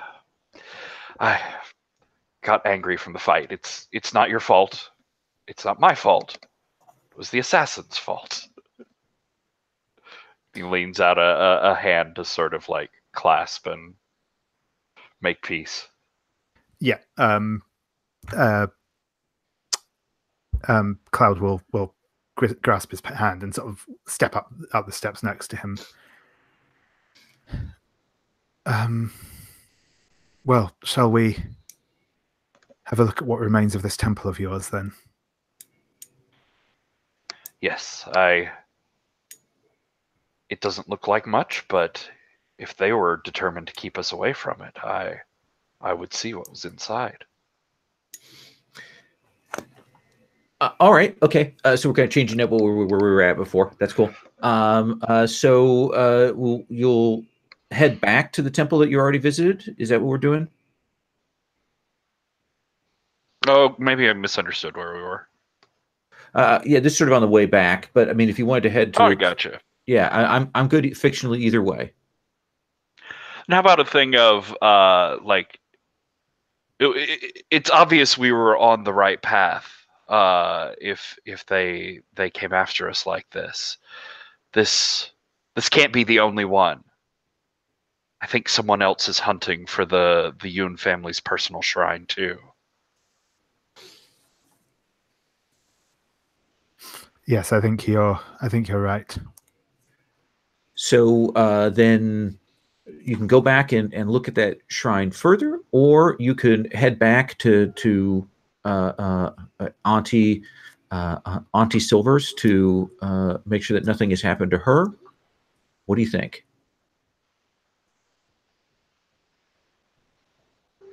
I think Shard Saber would defer to Passing Cloud here.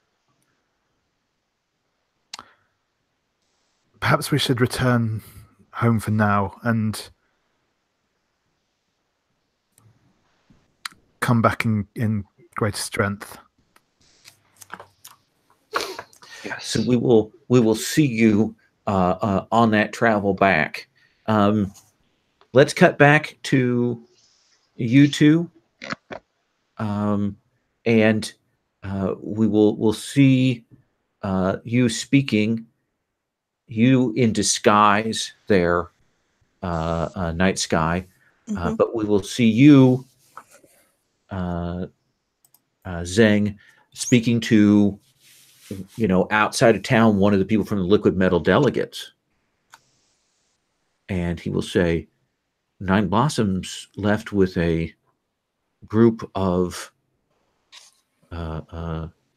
our students. She was headed to one of the old temples in the far north. She said she would be gone for a few days.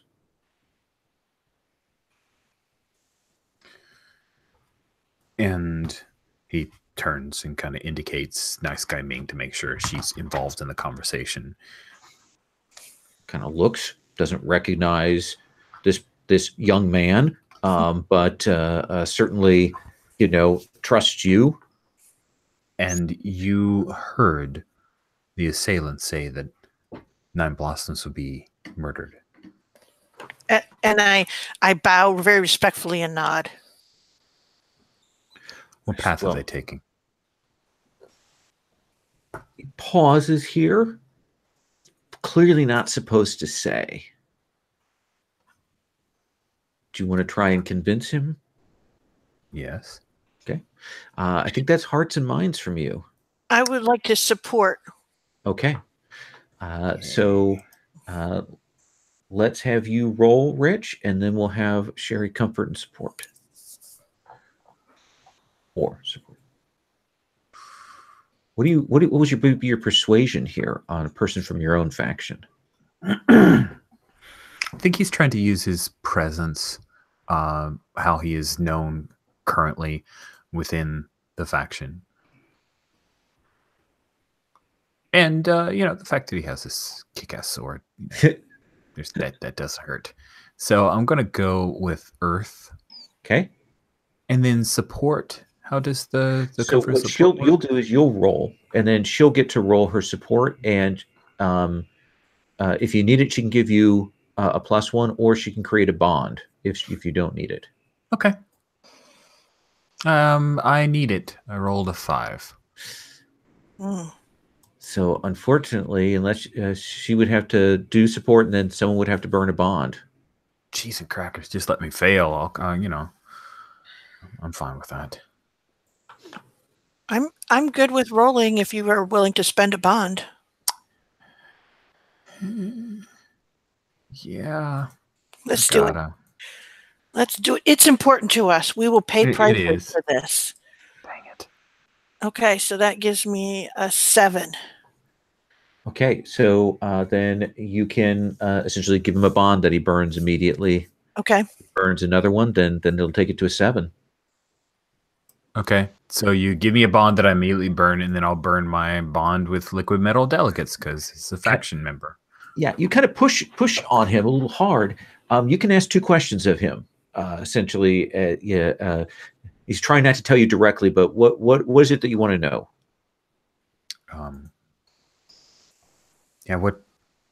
What path have they taken? And they will tell you that she was headed to along the road that would cross the White River. And given that it's a 2-day journey, she'd probably be stopping off in Senshin. And what's your next question? I will cede the question to Nice Guy Wing since she helped. Let's see here. Well, let's see here. If you don't have one ready, I can probably whip one out of my butt. Well, go ahead and whip it out then. So, all right. I'm going to have to try to be super clever, and I didn't know if I had it in. Okay. Yeah, I'm not going to make you be clever. No. That just naturally happens, Sherry. I'm going to go with... Oh, God, like I could go, how are they traveling? How large is the retinue? Did she travel alone? Who did she travel with? And they will say, and they say it's kind of quietly, they say she only took her personal students with her. And he kind of pauses. I don't think that she was certainly asked me to not tell anyone. And then kind of realizes, but I know you know 9 Blossoms, and she trusts you. She does, and she should. You've done well. You made the right choice. And he looks upset that he's revealed and perhaps broken that trust, but he nods to you. And my support will be that thing of course, when he's done that essentially I sort of step up to you and go, like, we've got to go. Very much that sort of pressing that we have to catch up with her to help her. I don't say anything since my voice never really sounds particularly male. And we will see you two head off. You will know that the route that they're headed and the direction you have to go will pass by your sworn Yoon brother's house. If you wanted to gather him up and perhaps, hopefully, protect Shard Saber. That makes sense. So we're going to cut back to you two when you arrive back at the farmstead, and Auntie Silver is up, and she has that long green wooden stick in her hand, and she starts to say something to you, Passing Cloud, and then she sees Shard Saber, and her eyes narrow. Which is a shame, because I was just trying to turn and sneak out of Auntie Silver! Hello! Good evening. How are you? Young Cloud, where have you been? I had to leave briefly on an errand, Auntie. There was a small incident, but she steps up. You see her touch at the various cuts in your clothing.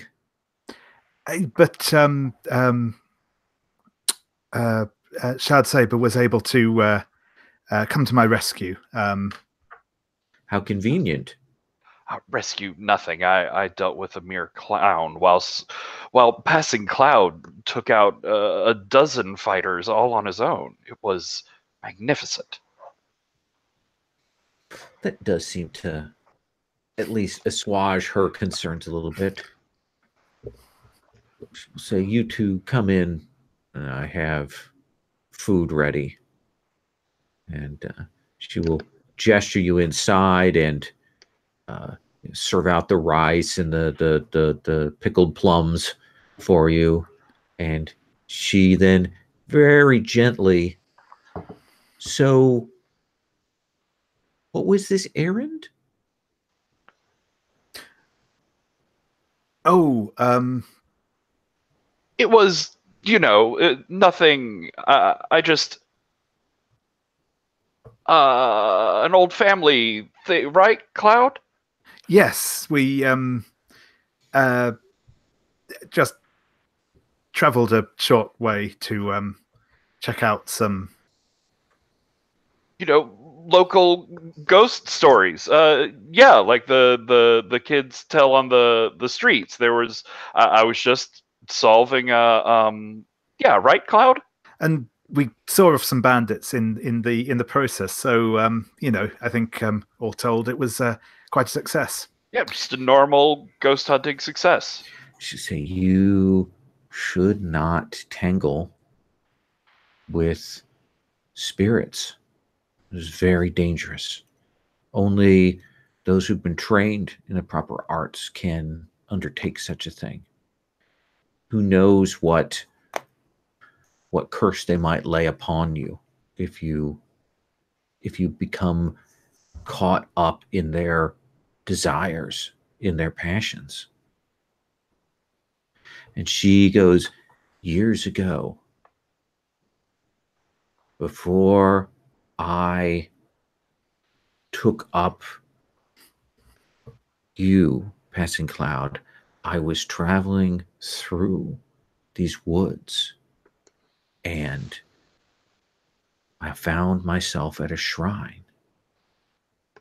And I went there, and I could see that despite this shrine being out of the ordinary, despite it being seemingly abandoned, there were fresh fruits on the stand and incense that seemingly had just been lit.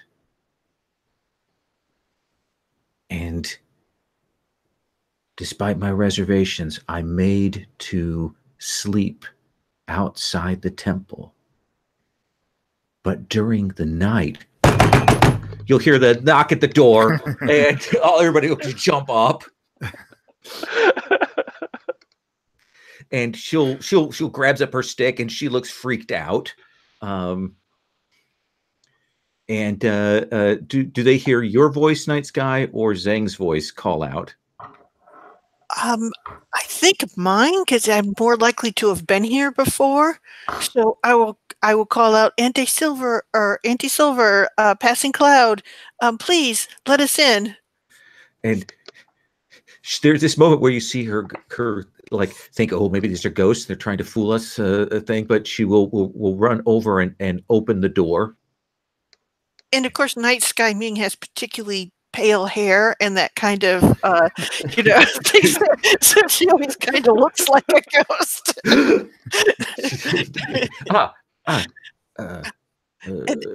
I will step forward and I'll clasp her hands and say, "Thank you. I hope that you are well." I am. You are well met. Passing Cloud and Jade Saber have just returned from an errand. And she'll sort of turn and say, and she will look right at you, Shard Saber, Lon, and she will say, "Were you set upon?" Ming, you're safe. Yes, we were set upon by bandits in the... Wait, were you? Yes. And the ones that set upon us, well, I was able to determine that they plan to attack Nine Blossoms. We are on our way to see if we can aid her. There wasn't some horrible masked woman throwing scorpions, was there? Spiders. Oh God, there are multiple of them? Oh my goodness. There's that means one less. Yeah. Yes, there is. There is nuts. I love the tone, because his tone is like, there's one less, like, I don't approve of it, and hers like, yes, there is, taking pride in it. That's good. So that means it's the snake throwing one that has gone after Nine Blossoms. There's a snake throwing one? We have to go. And Zhang, you have some friendship with Passing Cloud, but you also have some deep suspicions about his teacher, Auntie Silver. Mm-hmm. What do you know? What do you feel? Do you know that she killed your teacher, or is it just that there's some suspicions? What is it that you know there? I don't think, since we've got 4 sessions, I don't think I know. I think there's a strong suspicion the two of them, there was a great deal of enmity. There were several false start challenges and the like, and then they don't speak of it, which makes me feel like if she killed him, then, it was not on the up and up. It was not an honorable duel. And she certainly does not meet your eyes there. And she will look to you, Peerless, Passing Cloud, and will say, "Are you going to go?" Yes, I think it would be. I think it would do me well to work with my clansmen in doing this duty. And she'll say, all right. And she will come over to you and say, you should go ahead and go. Take food with you if you need. Be careful of Zhang. I will be sure to keep my eye on him, Auntie. He is not of our clan. And she will turn and she will say, I wish all of you good luck on your travels. And I hope that you will be able to save Nine Blossoms. We've seen what your luck brings. Let's go. And you 4 will gather yourselves together, and you will make to head out onto the road. I think I'm actually going to stop here because I think we're at a really good break point for us to start up next time. As I said at the beginning, I'm going to give you 3 points, 3 XP for your entanglements. And next time we'll do highlighting of those and see about getting you some more. Does that seem fair? Yes. Nice. Okay. So this is session 1 of 5, and we will see what happens with these assassinations. I hope that was okay as a kind of a starter for today. Yes. Scorpion it's really good fun, assassins were not on my expectations list. You got to watch Swordsman 2. It is so good, and there is a woman who like throws snakes at people, and it's amazing.